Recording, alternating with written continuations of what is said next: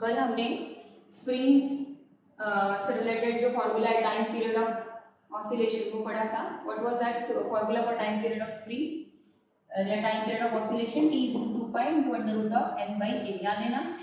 Time period of oscillation T is equal to 2 pi into under root of m by k, where m is the mass of the spring or mass of the, अगर एक आधी body oscillation करे तो उस body को लगा हुआ spring को लगा हुआ मास.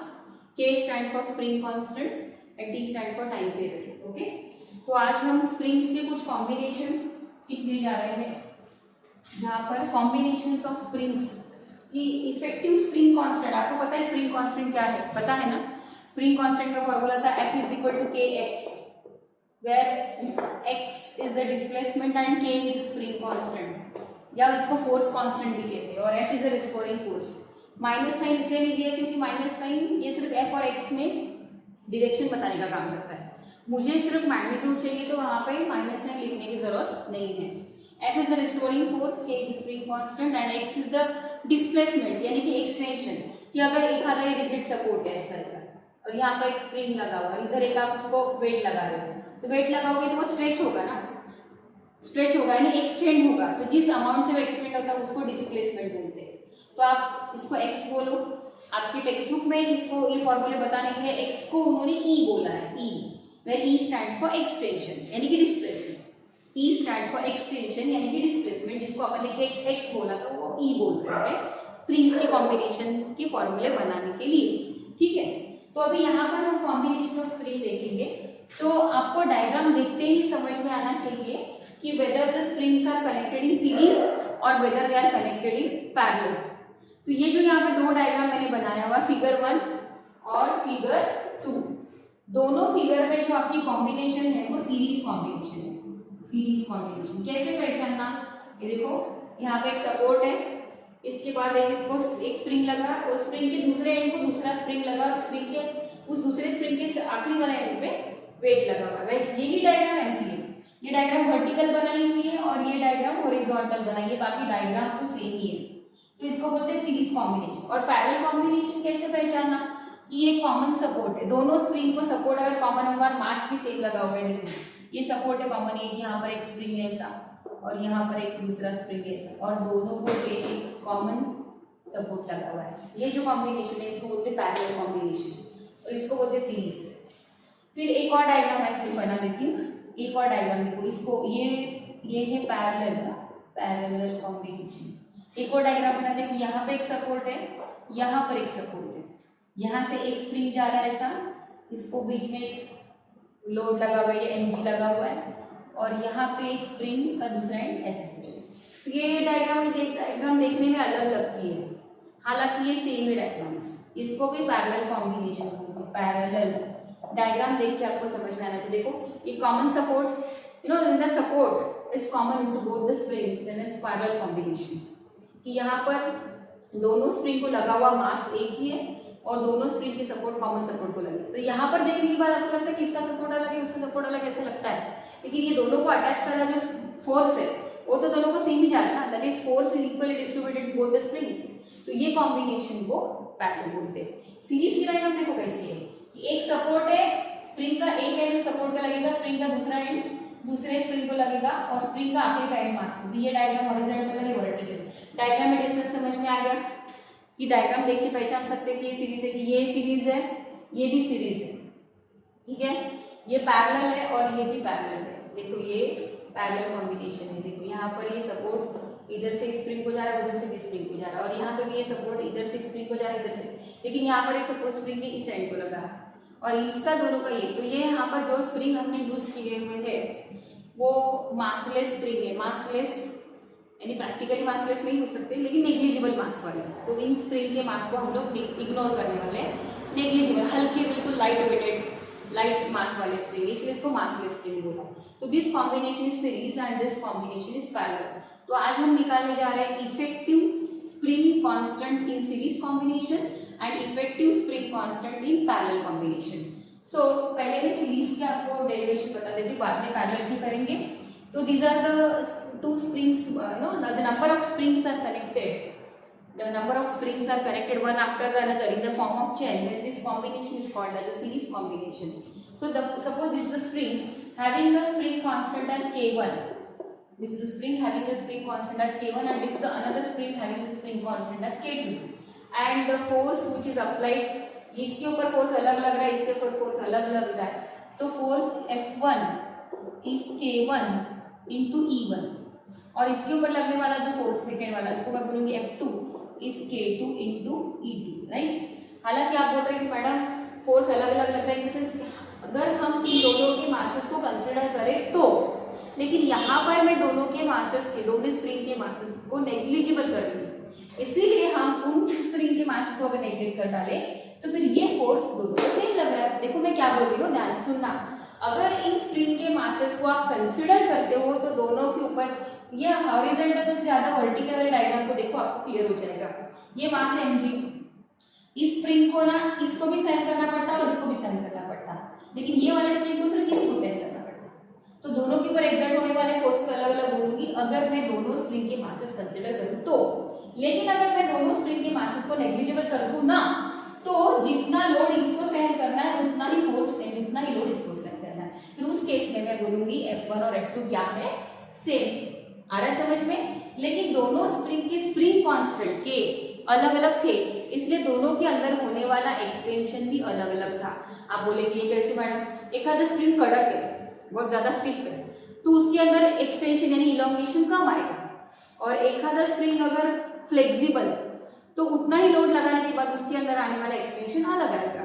इसलिए यहाँ पर दोनों स्प्रिंग के स्प्रिंग कांस्टेंट अलग अलग है तो उनके एक्सटेंशन भी अलग अलग आएंगे। इसलिए E और E2 को मैंने सफिक्स डाला है, K1 और K2 को सफिक्स डाला है। F को नहीं डाला क्योंकि दोनों के ऊपर सेम फोर्स लगाया है, ऐसा मैंने कंसिडर किया। इसलिए कंसिडर किया क्योंकि I have consider both the springs as massless.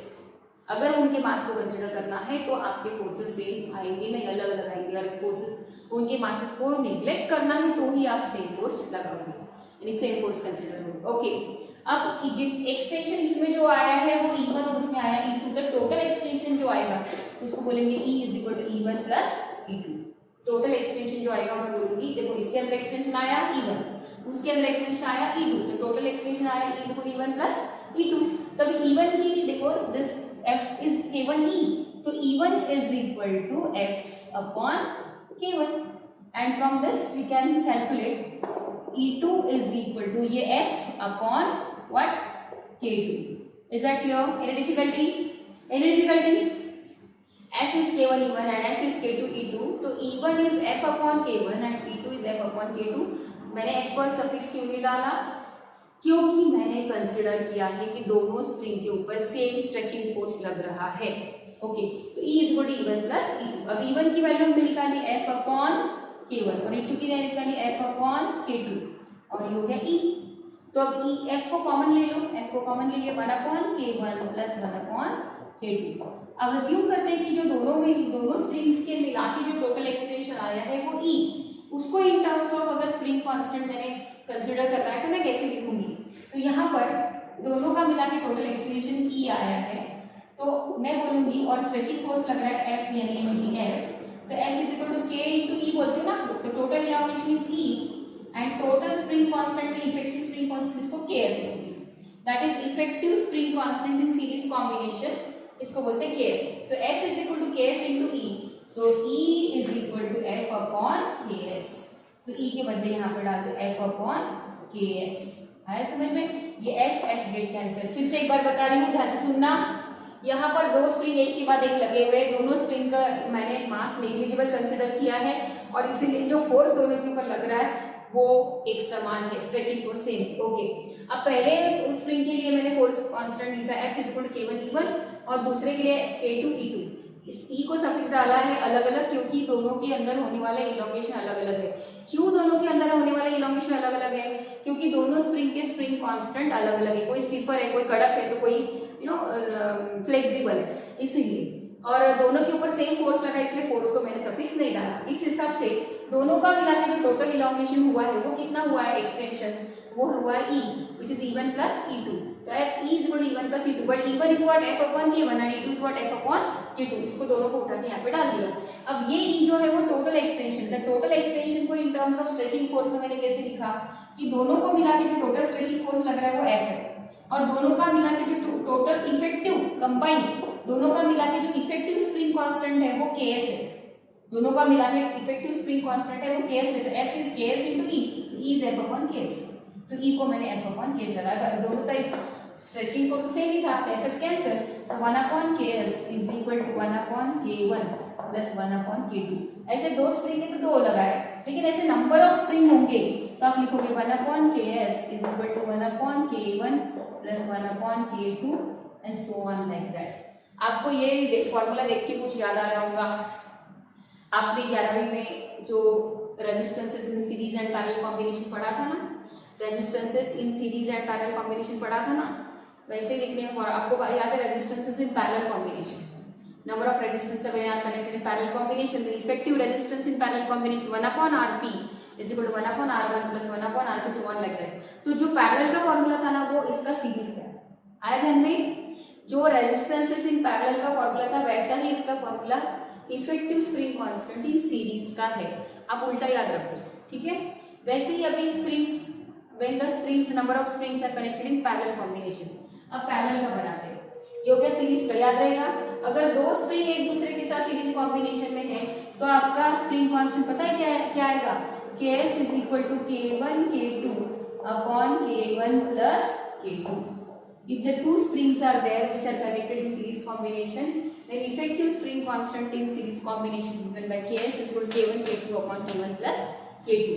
अब बनाते हैं दूसरी पैरेलल कॉम्बिनेशन की, कि अगर एक में डायग्राम यहाँ पे बना स्प्रिंग्स आर इन पैरेलल, उसकी डायग्राम मैंने ऑलरेडी डिस्कस की थी। एक बार फिर से डायग्राम ड्रॉ कर लेते। ये है एक स्प्रिंग लगा हुआ है, ये दूसरा स्प्रिंग लगा हुआ है, दोनों को एक कॉमन सपोर्ट लगा हुआ है। ये देखो ऐसा, ये डायग्राम है और ये सपोर्ट। या तो दूसरी डायग्राम मैंने बताई थी, एक ये सपोर्ट जा रहा है ऐसे, यहाँ पर एक स्प्रिंग अटैच है, यहाँ पर एक लोड है, ये दूसरा स्प्रिंग अटैच है और ये इधर से दूसरा सपोर्ट। ऐसी डायग्राम होंगी तो भी आप बोलोगे कि ये भी पैरेलल कॉम्बिनेशन की डायग्राम हो गई, ये भी पैरेलल की। अभी आपको effective spring constant in parallel combination निकालना है। यहाँ पर आपने जो फोर्स लगाया दोनों स्प्रिंग को वो डिस्ट्रीब्यूट हो रहा है।